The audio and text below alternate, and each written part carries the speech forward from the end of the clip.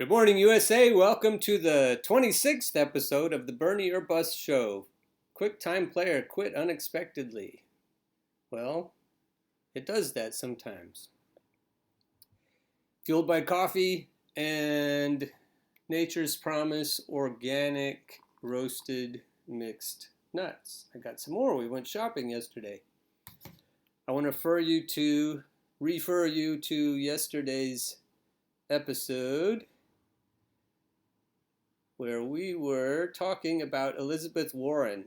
And if you you can see what I called it too.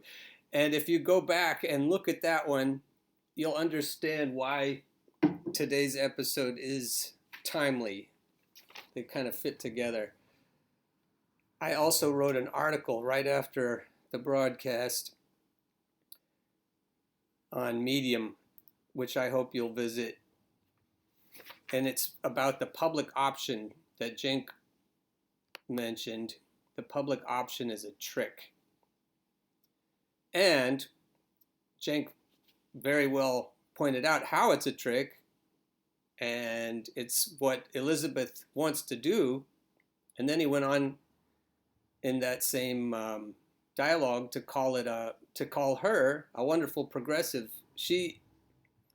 You can't have it both ways. And so it's kind of complicated. I've been posting this on Facebook and people are confused about what I'm trying to say. They think maybe I'm saying that Medicare for all is not a good idea, which is the opposite of what I'm trying to say. It's about the public option. This is one of those dense and tricky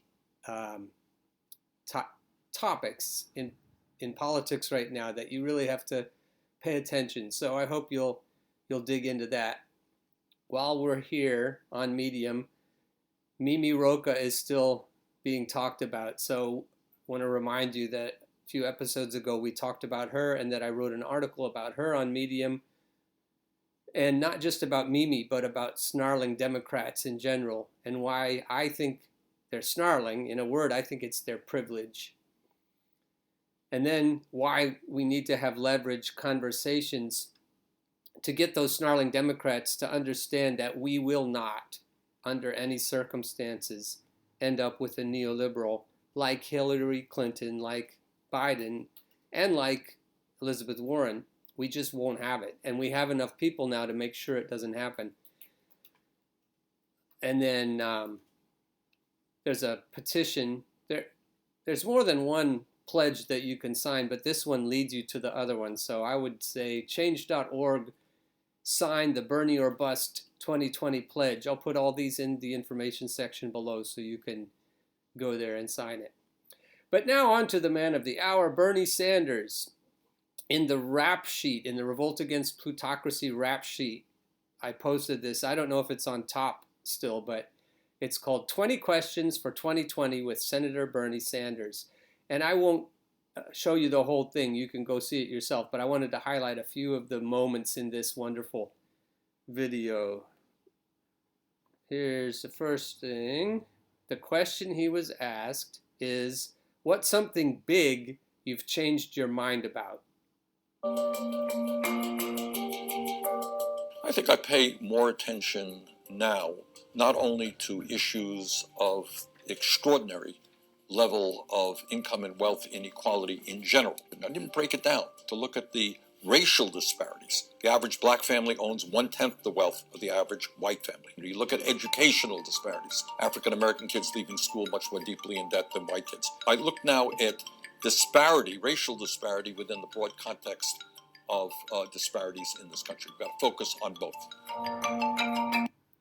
So that one, you look at that, the disparities of income, and especially when you break it down by race, and then you understand why we must insist on a true progressive. We can't have any more neoliberals. We've had neoliberals, both Republicans and Democrats, for the last 50 years, and what we need is a true change and no more lip service. Here's another moment.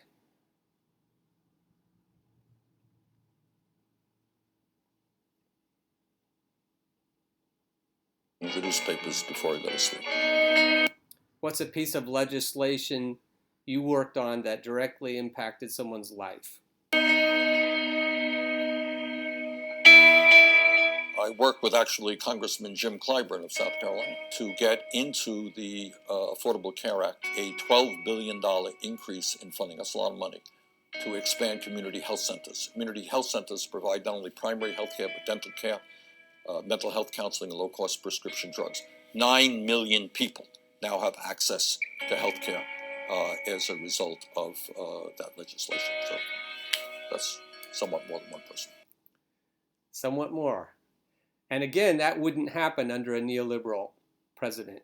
And not only do we need a progressive president, we need progressive Congress, progressive judges, progressive dog catchers. You get the idea. All right. Now we're going to talk about the bailouts. Now we're going to show who doesn't want Bernie Sanders. I can go on and on. It's a pretty strong record. It is greatly expanding community health centers in this country. It's writing perhaps the most significant veterans piece of legislation. It is doing something really interesting. As part of the Dodd-Frank bill, we got language in it which called for an audit of the Fed. And you know what we learned? When people talk about the Wall Street bailout, what we discovered is that we're $14 trillion of almost zero interest loans going to not only major banks in America, but corporations as well, and central banks all over the world. That is a massive giveaway. That amendment reminds people of the degree to which the United States Congress and the Fed bailed out the wealthiest people and the largest corporations in America. A very important amendment. So if you don't think that sort of thing should have happened, the trillions of dollars that went right out of our pockets into the pockets of the rich assholes on top of the pile, then you need somebody like Bernie. And what you'll find is that the people who don't want Bernie are very powerfully rigging things. And we're going to have to work very hard together to get this to come out well. All right, here's the last part I'm going to show you. And this is the idea of centrism. And I've never heard Bernie talk about centrism before. I've heard him talk about wealth inequality and all the other things he's been talking about very consistently for 40 years. But I never heard him answer the question about what centrism is. Well, that was vulgarity. Centrism. I try not to use it in front of a TV camera.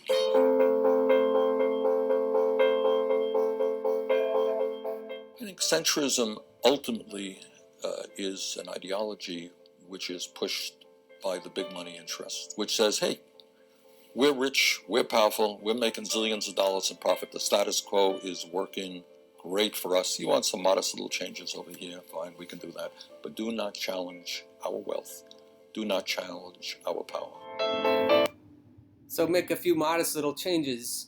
That's what Democrats do. They say, oh, I can get things done. We have to get this done incrementally. We have to be pragmatic. We have to make deals.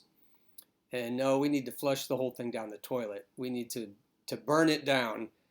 And so centrism is this lip service. And it happens in both parties.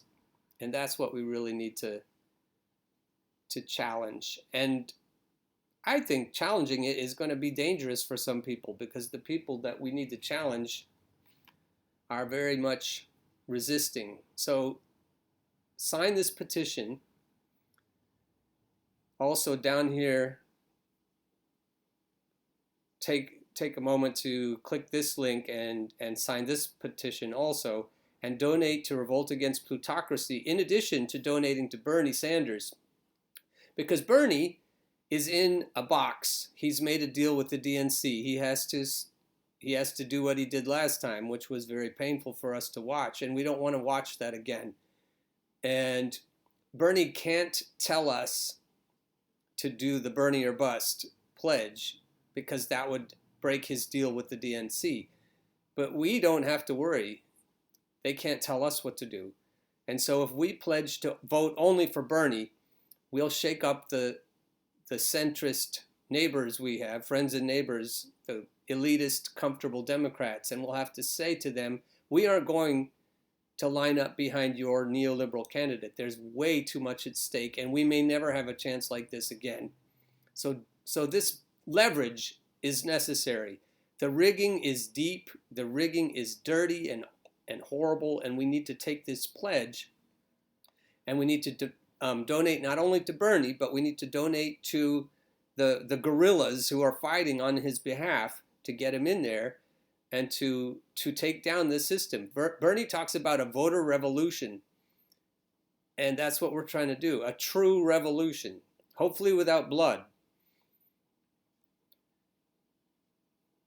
All right, I'll chew your ears more tomorrow.